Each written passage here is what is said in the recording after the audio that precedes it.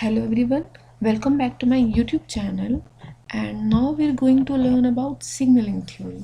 Signaling theory is far different than human capital theory. So first of all, we are going to learn about signaling theory, and in the second video we are going to learn about human capital theory. So let's start. So signaling theory is developed by Michel Spence in 1973, and uh, this is the part of economics of education, which suggests that education serves as a signal to employers about an individual's productivity, skills, and work ethics. So, this theory highlights the role of education beyond skill acquisition.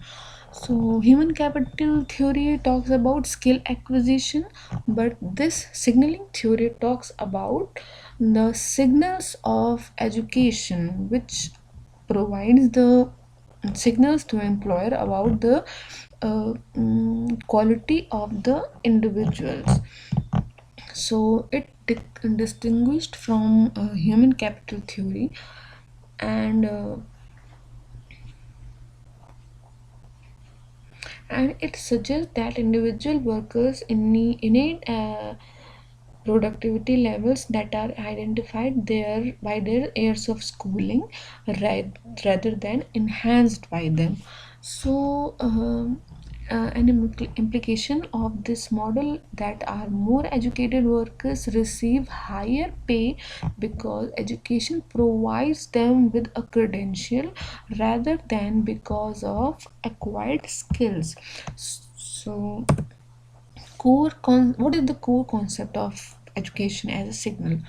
So we can say that employers use educational qualification as a signal of an individual's uh, potential productivity. So it is clearly saying that education is shown as a signal to the employers that the employee have the ability to do the work role. And what are the key assumptions in the educational signaling? So we can say that employers cannot directly observe a candidate's ability or productivity. In the employers doesn't have the ability because it costs so much to know about the productivity and ability to know the employers. So education play a high role to show the signals about the employer's ability, and the cost of education is so high, and only individuals with higher potential can afford to complete it, so making it a credible signal.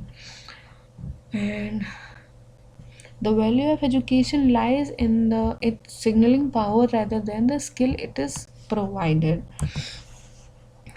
And the mechanism of educational signaling, that education helps employers differentiate between high ability and low ability workers.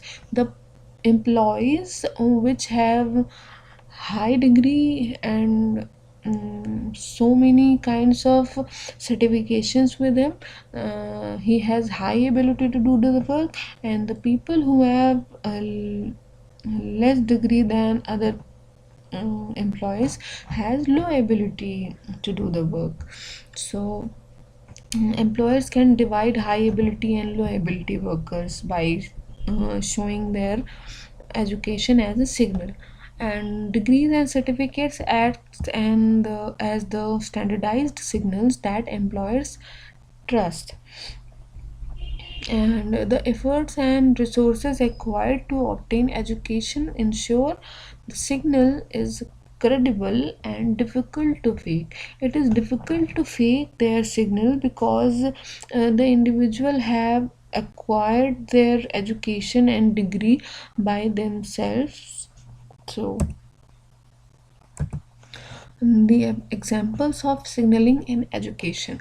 So degree from prestigious institution. So degree from top university, it is the signal that the individual has competence and perseverance.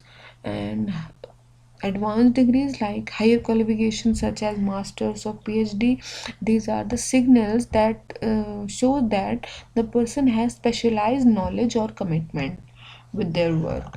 And professional certifications like industry specific certifications, we can say that btech are technically connected to technical field, and mbbs are directly connected to a medical field, and like B.Ed, BLed, all the professional programs and courses have their certificates that the individual have the ability to do the work in that field.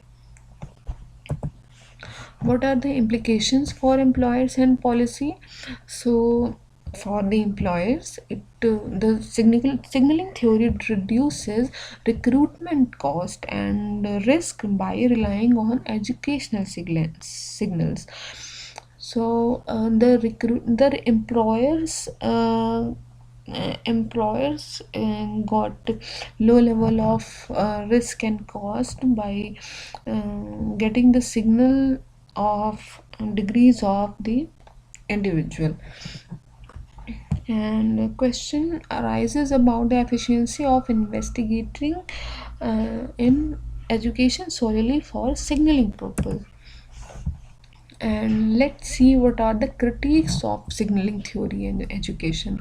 See, every kind of theory have their own critiques, because it doesn't fit with any in every field, every aspect, and every kind of personality. So the first critique of this signaling theory is overemphasize on credential. Like employers just have to overemphasize on the credential of the individual, which is not okay, because it is done without necessarily improving skills. The employees does not focus on improving their skills rather than their degrees and certifications. And the second is access inequality. So high cost of education creates barrier. We can say that this favors privileged individuals, because the people who don't have the money to get the education, but also they have skills to acquire they have the ability to acquire the skill but not the education, but they do not fit in the signaling theory.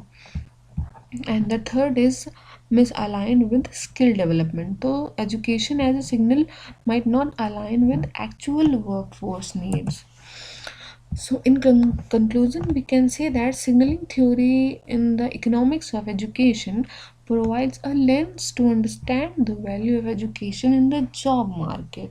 It complements other theories by emphasizing the informal role of education rather than skill development alone. It solely focus on education, the role of education, rather than skill development alone. That people have to acquire education as well, their degrees as well, not only the skill development by themselves. So thank you for watching, and I will provide more videos and more content to you, and I will provide more content and more videos to you, so that you can get education and I will get learning more and more by myself. Thank you.